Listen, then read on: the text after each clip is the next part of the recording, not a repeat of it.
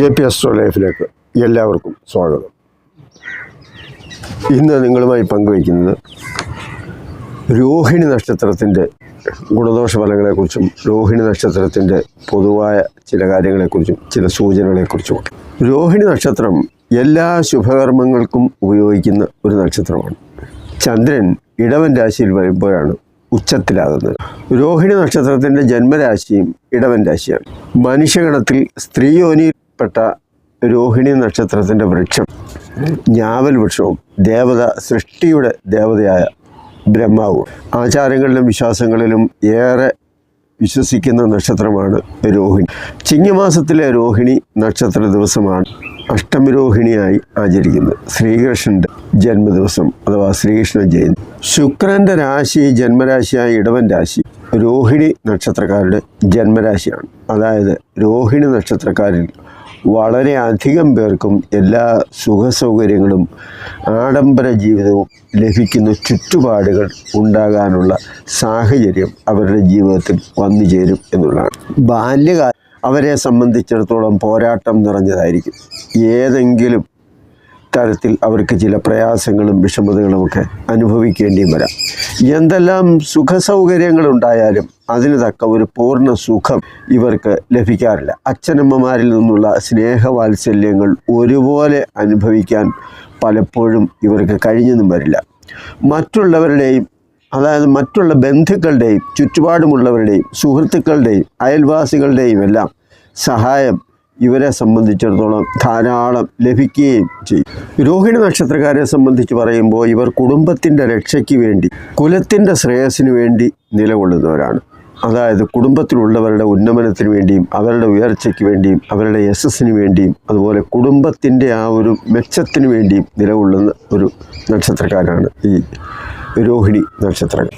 മറ്റുള്ളവർക്ക് ഇഷ്ടം തോന്നുന്നത് പോലെ അതായത് പ്രിയം തോന്നുന്നത് പോലെ നല്ല ഇഷ്ടത്തോടെ സംസാരിക്കാനും അതുപോലെ ഒരു ശുദ്ധ മനസ്സ് ഉണ്ടെന്ന് മറ്റുള്ളവരിൽ ബോധ്യപ്പെടുത്താനും ഇവർക്ക് സാധിക്കും. സാമാന്യം നല്ല സൗന്ദര്യവും ഉള്ളവരായിരിക്കും ഇവർ.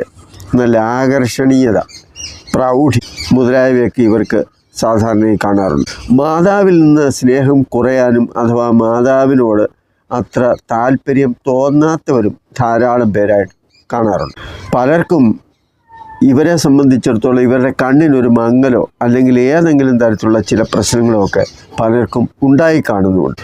7ാം ഭാവം വൃശ്ചികം രാശിയും ചന്ദ്രൻ്റെ നീചരാശിയും ആയതിനാൽ ഏറ്റുമുട്ടലിൻ്റെ പാതയായിരിക്കും ഇവരെ കൂടുതലും ഇവരെ പിന്തുടരണം. അതായത് പോലീസിലോ പട്ടാളത്തിലോ അതുപോലെ സ്പോർട്സിലോ പ്രതിരോധ സേനയിലോ അത്തരത്തിൽ എന്തിനേയും നേരിടാനുള്ള ഒരു ആത്മധൈര്യത്തോടു കൂടി മുന്നോട്ട് പോകുന്ന ഒരു പ്രതിരോധ ശേഷി ഇവരെ സംബന്ധിച്ചിടത്തോളം ഉണ്ട്.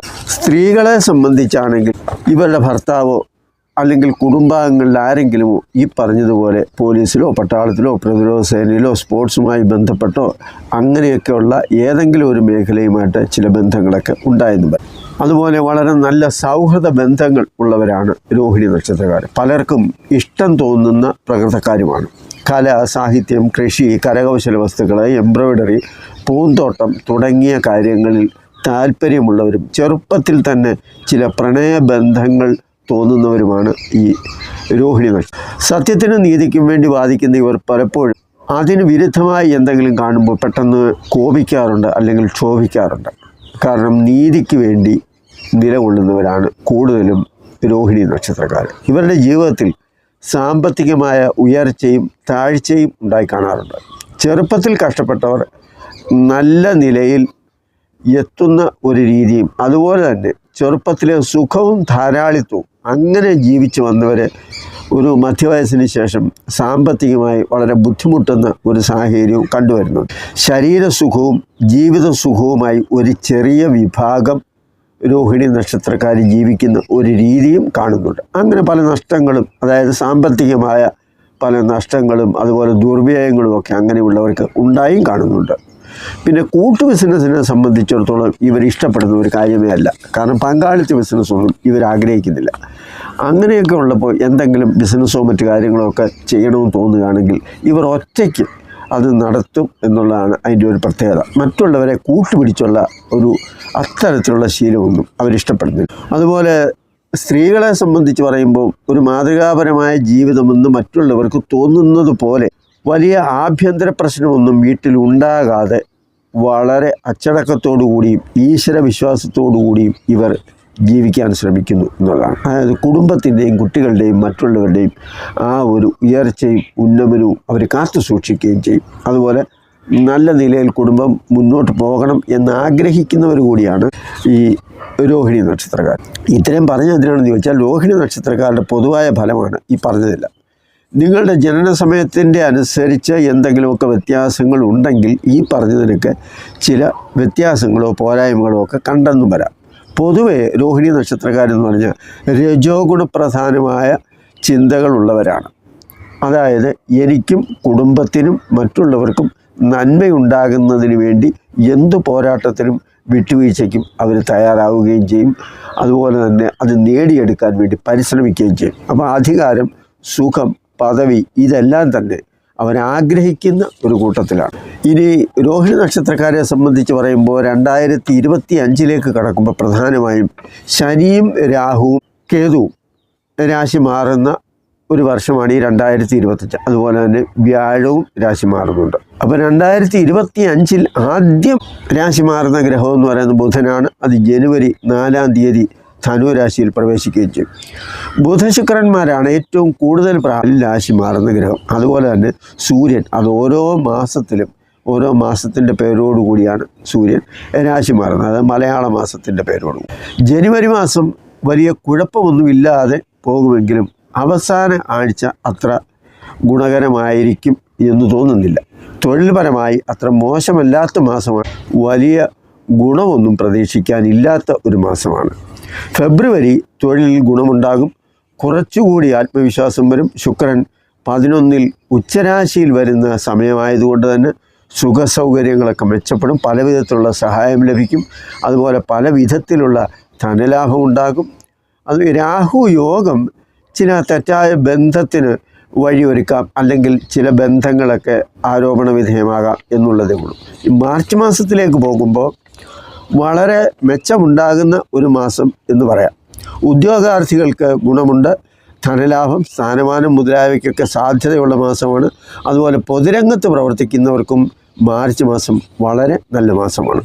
ഏപ്രിൽ മാസത്തിലേക്ക് പോകുമ്പോൾ കണ്ടകശനി മാറി 11 ശനി വരുന്ന ഒരു അനുഭവമാണ് വരുന്നത്. അപ്പോൾ അതുവരെ കണ്ടകശനി അനുഭവിച്ചുകൊണ്ടിരുന്നവരെ സംബന്ധിച്ചും ശനിയുടെ മാറ്റവും 11 സ്ഥിതിയും വളരെയേറെ ഗുണമുണ്ടാക്കും.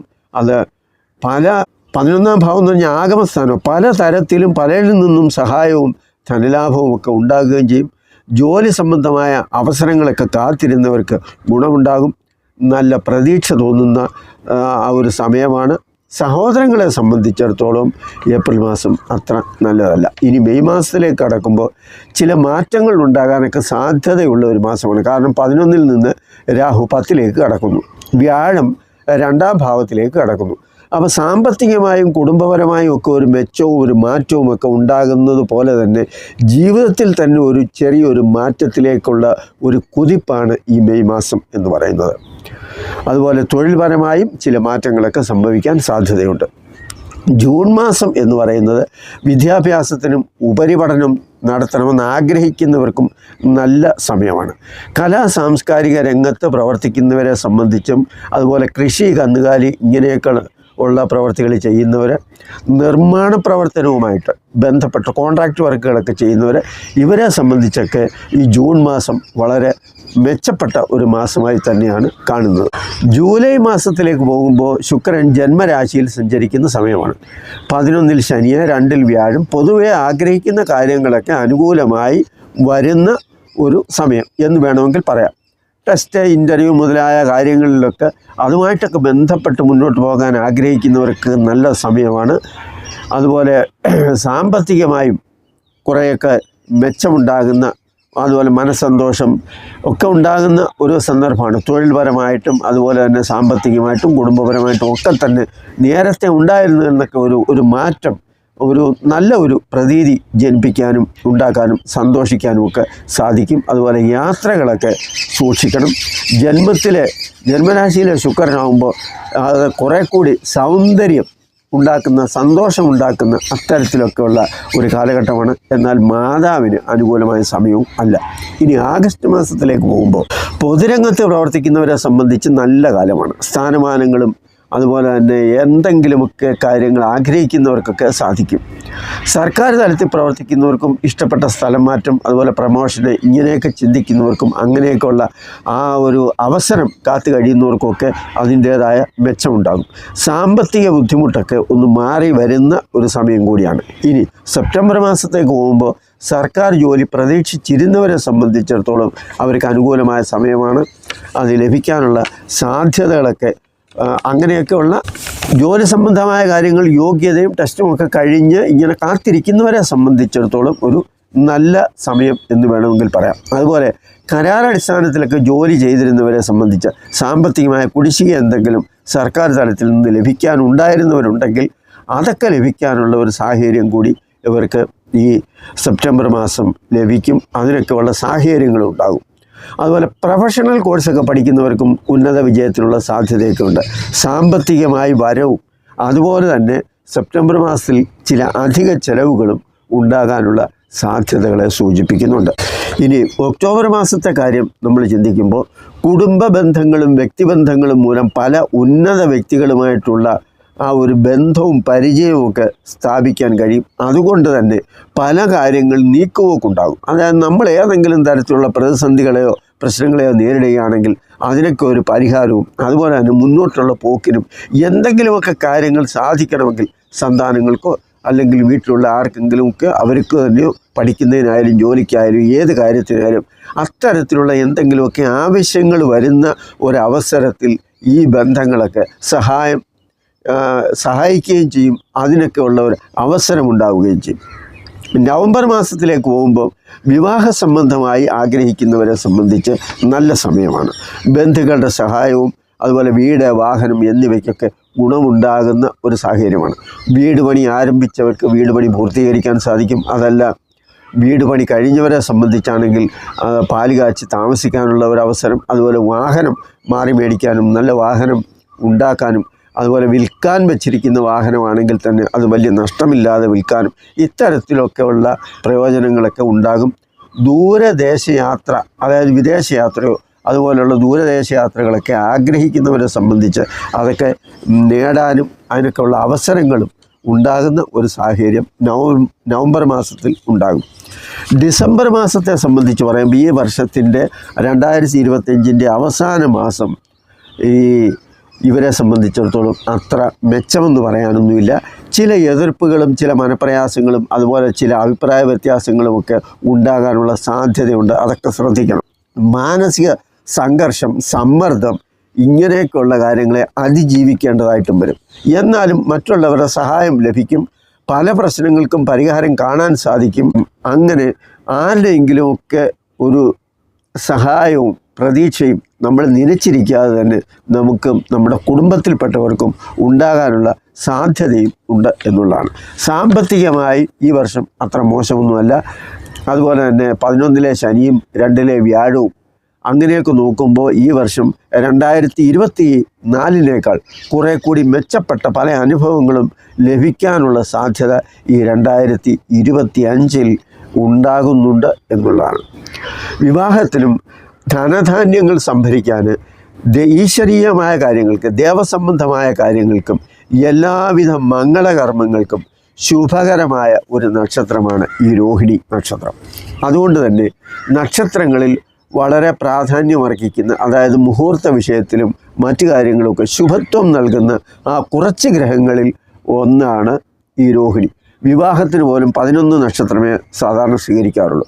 അതിനും അതുപോലെ ചോറൂണിനും എന്ത് കാര്യത്തിനും ശുഭകർമ്മങ്ങൾ, ഏത് ശുഭകർമ്മങ്ങൾക്കും ഉപയോഗിക്കാൻ പറ്റുന്ന ഒരു നക്ഷത്രമാണ് രോഹിണി നക്ഷത്രം. ഈ വീഡിയോ നിങ്ങൾക്ക് ഇഷ്ടപ്പെട്ടു എന്ന് വരികിൽ അത് ലൈക്ക് ചെയ്യുക, കമൻറ്റ് ചെയ്യുക, മറ്റുള്ളവർക്ക് ഷെയർ ചെയ്ത് കൊടുക്കുക.